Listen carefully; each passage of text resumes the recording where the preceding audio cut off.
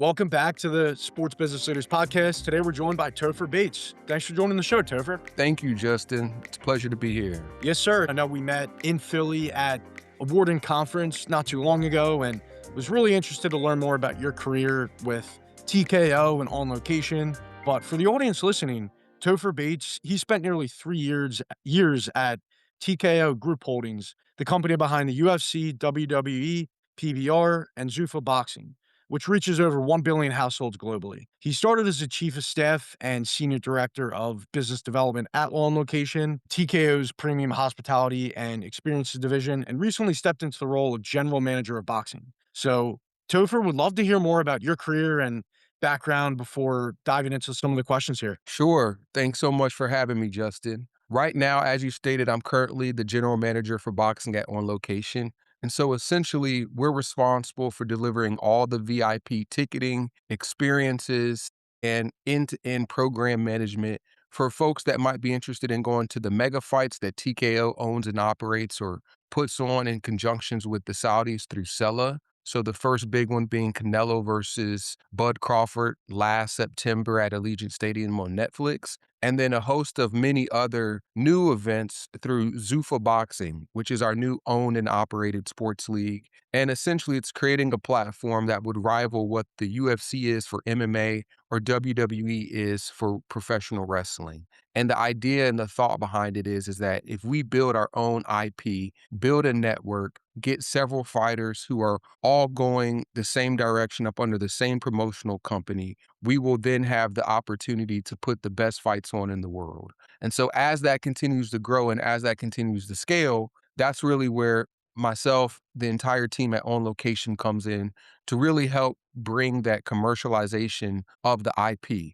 So not just delivering for fans, for people who might represent different brands or B2B organizations that want to host and entertain executives or prospective clients, but then anything else that might be contractually obligated through the global partnerships team. So as you may know, the WWE and UFC do a tremendous job year over year on bringing on really authentic brands and partners. And so we at On Location also support the delivery to make sure that all of those VVIPs and partners are well taken care of. So that's just a little bit about what's going on in boxing, and happy to provide more context into what that looks like. But, I've had a very fun journey here at TKO. And when I originally joined, what was Endeavor, right? Unfortunately, we've been on a very great run. I've been very privileged to work with many great teams and leaders that have consistently delivered. And so what that means for me is I've been very fortunate to be pulled into several rooms. And it just so happens I've never said no to an opportunity to make a bigger impact. Actually got my foot in the door here at the company in a finance and accounting internship while I was at business school at Wharton. And then, as you mentioned, have progressed in a variety of different roles. So my first position as the senior director of business development was really focused on M&A as it relates to IMG events and a lot of the owned and operated properties that we had in the portfolio, from the Miami Open to Escape from Alcatraz Triathlon to World's Strongest Man competition. I mean, you name it, there was over 900 different events that was in that portfolio. And then that role in business development also spanned across rights holder partnerships. So I had a tremendous opportunity to work with the team on winning the FIFA World Cup bid. So for those that don't know watching this, On Location is the official hospitality and VIP experiences provider to the FIFA World Cup. We will be activating in all 16 markets across all 104 games, and we have over 1 million tickets. So we are going to not just be providing the best seats in the house, but really the behind the scenes access for our fans and our partners who attend. And so that business development role gave me a lot of great learnings and exposure across events, across rights holder partnerships. And then again, just in the spirit of being able to add value and say yes to new opportunities, the president of On Location, Paul Kane, asked me to be his chief of staff. And I sat in that role for about a year while also doing partnerships and business development. And hey, with him, I mean, incredible learning experience to work for a CEO and president who's, his career has spanned from Time Inc. to Bloomberg. He was the first chief revenue officer at Bloomberg to, many other multimedia conglomerates. So, his as his chief of staff, I really was responsible for a number of different things, but essentially his proxy across the 100 plus sports properties that we work alongside. So on location, we can get into it more. It's a fabulous, very nuanced place because we do so much with so many different partners. To your question about boxing, working alongside Paul in that chief of staff seat in business development, a part of my job was to try to figure out which new rights holders we wanted to bring into the fold. Obviously, being a part of TKO and boxing being the next biggest initiative, that then opened up a new seat in the company to own that P&L, which right now it consists of 16 annual events. So when that opportunity became available with that open seat, that was a great place for me to not only support the company, but also give myself the opportunity to grow as a leader and essentially become, the mini CEO of my own business. And so that's what I've been focused on most recently. Appreciate the background and some of those anecdotes you mentioned. For the audience listening, I love because as you mentioned, it is such a complex ecosystem that TKO has built.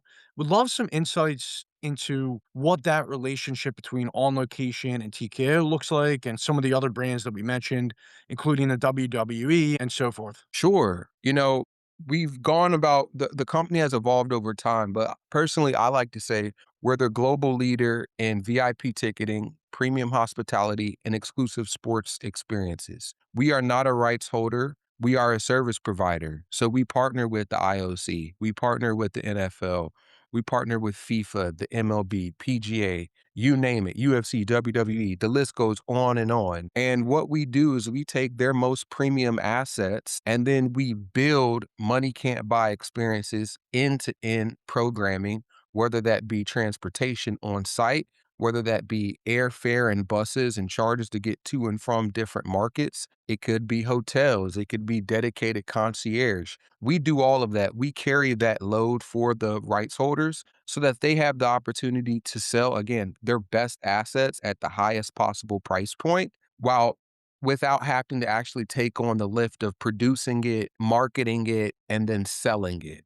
So essentially what happens is we with each one of these rights holder deals, we're essentially in a joint venture with these different leagues and teams across all of these different sports properties. And so as you can imagine, I mean, these are lots of many different businesses all up under one organization, right? So there's several different general managers that are all focused on different parts of the business, some motorsports, some tennis, some golf, right? And all of us have very different businesses, but we leverage the best practices throughout the entire portfolio to figure out how we can create efficiencies, to figure out how we can drive demand, and to figure out how ultimately we can deliver for our partners and their partners.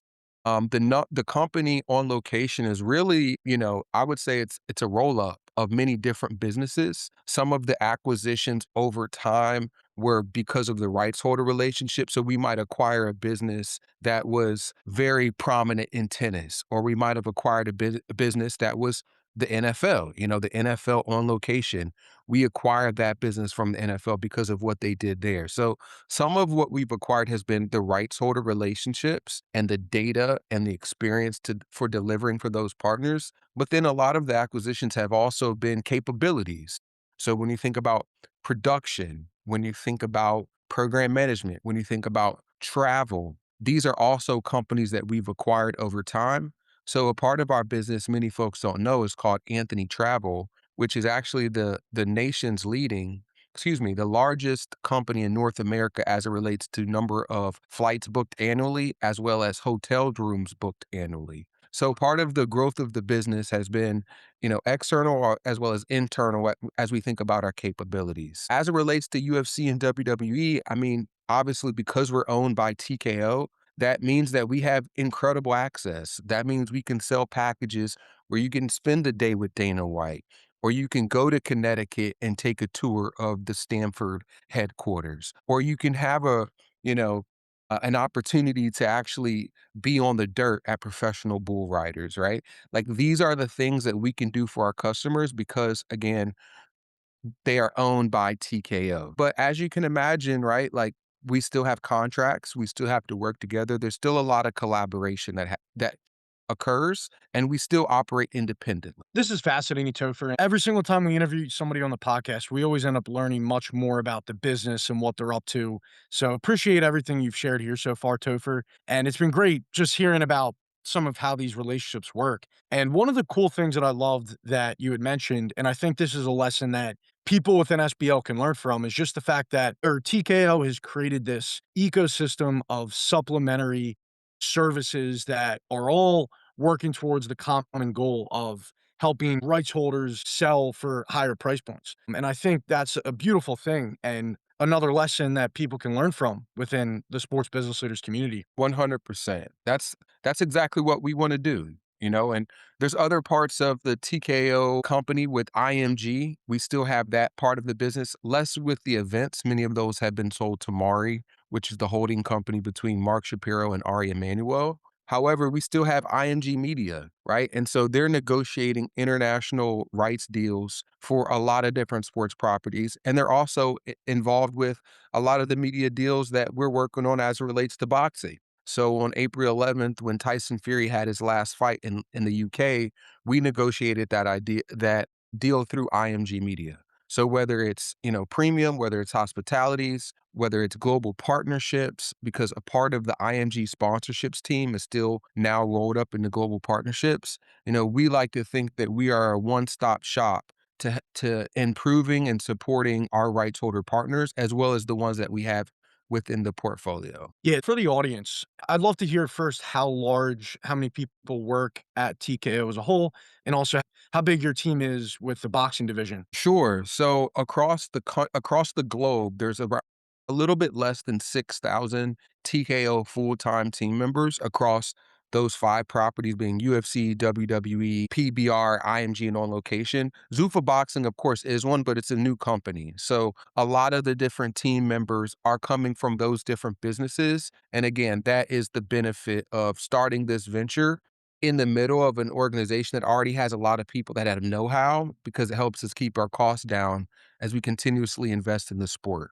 But across those five properties, as I mentioned, there's about 6,000 of us total. Of that 6,000, 10% or so are just the TKO corporate group. So that is the, portfolio company. Those are the folks that are reporting to the top executives primarily in the shared services across technology, finance, human resources, learning and development. And so again, the majority of the workforce, about 90% is deployed throughout the company. Now, as it relates to On Location, there's around a little, I would say it give or take because FIFA and Olympics are staffed up really high just because we have to put a lot of people on contract to be able to deliver events at that scale. But On Location is roughly 1,000 to 1,200 full-time employees. Up under the combat sports vertical, there is 21 of us.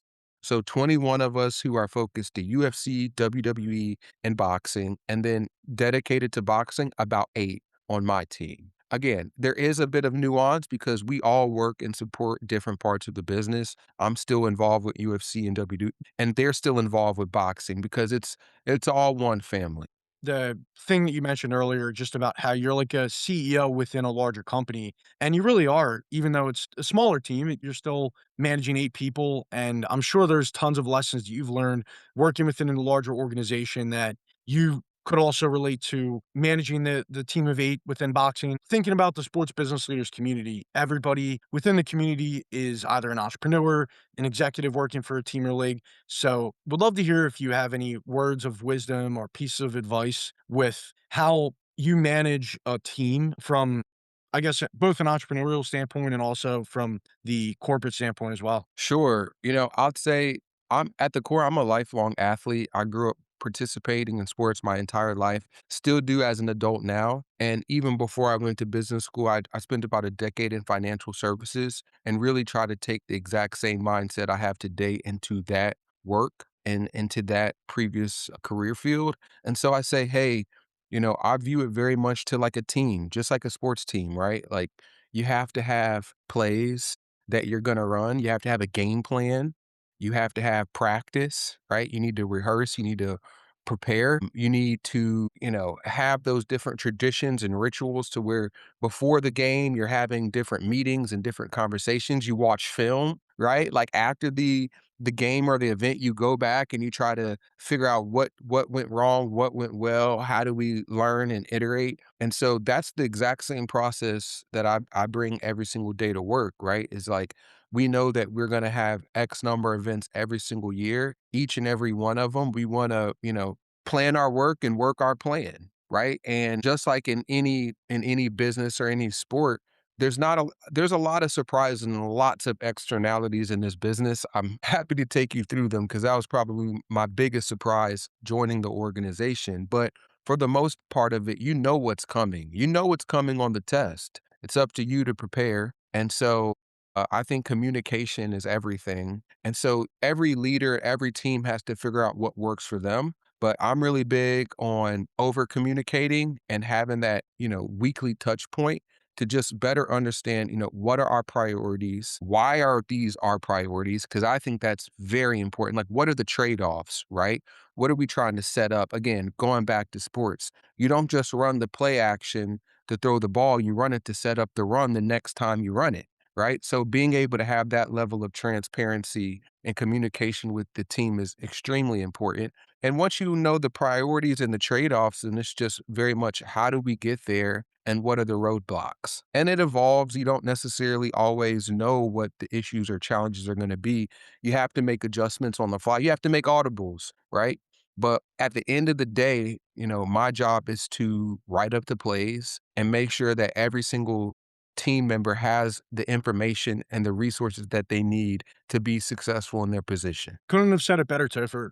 Can you give any examples of what you just said? Yeah, yeah, yeah, yeah, for sure. So I have a quote here, and it's not necessarily original because we've all heard this before, but I like to say the battle is won before the war ever begins. Now, guys, I know that the battle and the war can be two different things, right? But maybe it's just the war is won before it ever begins. That might be the more accurate quote. But hey, at the end of the day, right, like a huge part of what makes On Location successful is our exclusive on sale window. So what does that mean? That means before any rights holder goes to market and they're selling and any inventory is available and people can go on Ticketmaster or SeatGeek or Vivid Seats and figure out pricing and figure out details, that's when we shine. And the bigger the event, the earlier that we go on sale. So we have to be very organized in terms of making sure that we hit it before anyone else does. And we work with the rights holders to have some protections there, but we still need to really do our homework and figure out,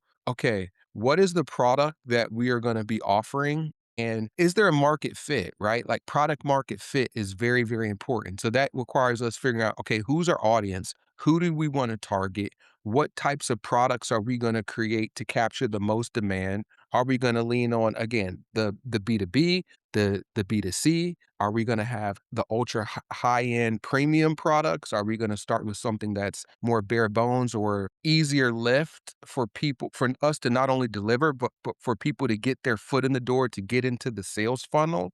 So all of this strategy is happening before we ever go on sale because we understand that that window is very important. And once you go live with the product, you can't just jack up the price or cut the price without having some sort of consequence in the market, good or bad, right? So we do a lot of work to make sure that there's alignment. Okay, do the salespeople feel confident that what they're selling is something that the market will want? Do we feel like this price point is aligned with historicals and based off of the matchups and the city and all of that other research, how does that information impact a lot of our decision making, right?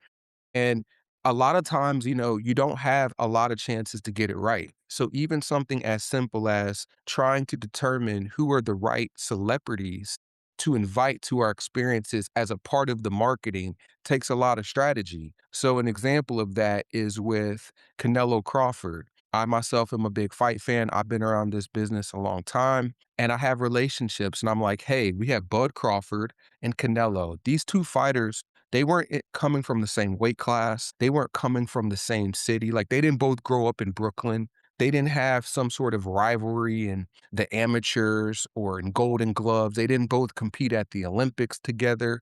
So there weren't a lot of storylines. So how do you create that? How do you find audiences that would be interested? Well, I had a thought, why don't we go out and get Deontay Wilder? His audience will resonate a lot with Bud Crawford's.